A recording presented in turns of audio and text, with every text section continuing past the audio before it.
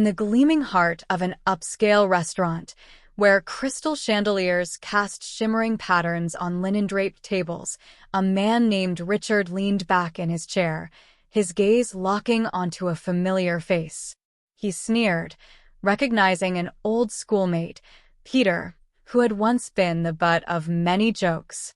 Richard's mind buzzed with the intoxicating effects of a few glasses of wine, heightening his sense of superiority.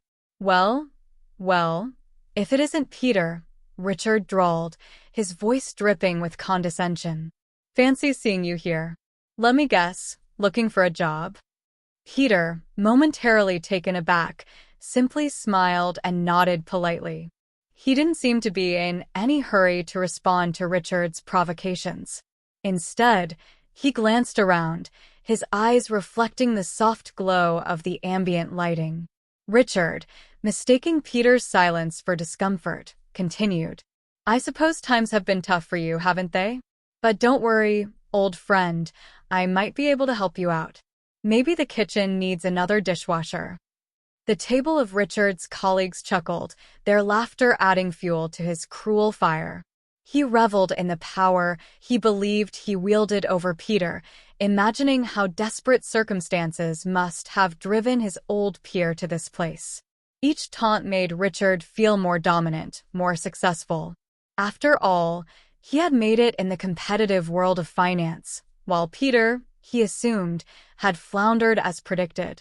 However, as the evening progressed, the truth began to unfurl with a twist of fate that Richard could never have anticipated. Peter did not respond with the expected pleas or apologies. Instead, he excused himself from Richard's table with a courteous nod and moved gracefully through the restaurant.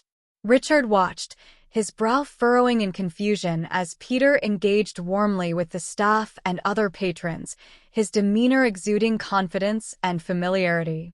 It wasn't long before Richard noticed the subtle deference shown to Peter by everyone he interacted with. The maitre d' spoke to him with a hint of reverence, and the head chef came out personally to discuss the evening's menu. The realization dawned slowly, like the creeping tide, and Richard's smug smile began to falter.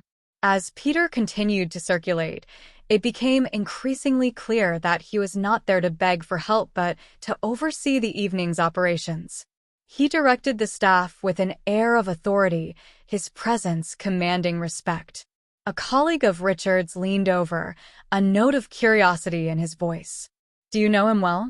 I heard the owner of this place is quite the success story." Richard's heart skipped a beat.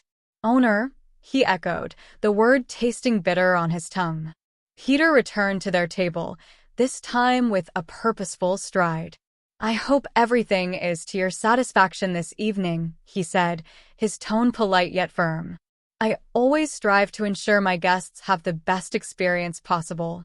The weight of his words hung in the air, and the color drained from Richard's face.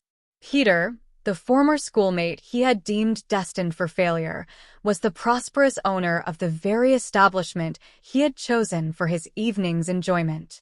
The irony was palpable, the reversal of fortune stark and undeniable. Richard's sneer faded into a look of shock and embarrassment as he grappled with the magnitude of his mistake.